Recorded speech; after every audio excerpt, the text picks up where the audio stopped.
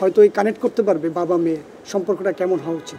আমি ঠিক ব্যতিক্রম চিন্তা করেছি, একদম পরিচ্ছন্ন একটা প্রেম দেখবেন, মনে একটা টান পাওয়া যাবে। এটা আমার ফার্স্ট চলচ্চিত্র। চমৎকারী লোকেশনে আমরা সিনেমাটা শ্যুট করেছি। গল্পটি একটি পাহাড়ি পটভূমির।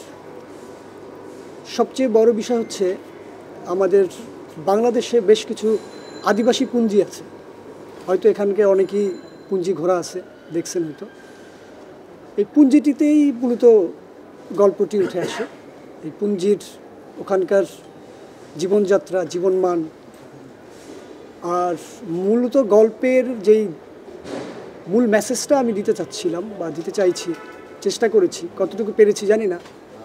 সেটা হচ্ছে যে একজন বাবার প্রতি তার কন্যা সন্তানের যে ভালোবাসা, এটা চমৎকার করে ট্রাই করেছি তুলে আনার। বাবার প্রতি মেয়ের যে কতটুকু দায়িত্ববোধ, ভালোবাসা, এবং সংসারের কর্ণধার হচ্ছেন একজন বাবা, একজন স্বামী।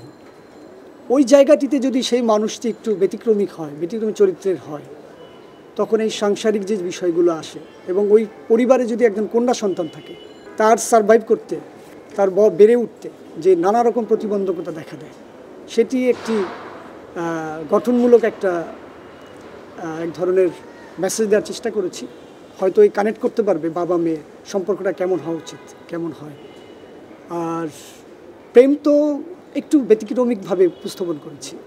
গতানুগতিক যেটা হয়, হিরো হিরোইন বা কেন্দ্রীয় চরিত্র যারা থাকে, তাদের মধ্যে যে ধরনের সম্পর্ক গড়ে ওঠে গল্পে, আমি ঠিক ব্যতিক্রম চিন্তা করেছি। যে পুরো সিনেমাটা দেখবেন, একদম পরিচ্ছন্ন একটা প্রেম দেখবেন, মনে একটা টান পাওয়া যাবে, একটা ভালোবাসা পাওয়া যাবে। কিন্তু একের প্রতি অধিক যে চিন্তা থাকে, একটা ছেলে একটা মেয়েকে কতটুকু ভালোবাসতে পারে এবং একটা মেয়ে একটা ছেলেকে কতটুকু ভালোবাসতে পারে, ওই বহিঃপ্রকাশটা আমি গল্পে দেওয়ার চেষ্টা করেছি। আর ভয়াল নামকরণটা কিন্তু, ভয়াল শব্দটি একটু আমরা নানাবিধিভাবেই আমরা জানি যে ভয়াল মানে হচ্ছে বিদ্যুটে কিছু, অন্ধকার কিছু, খারাপ কিছু।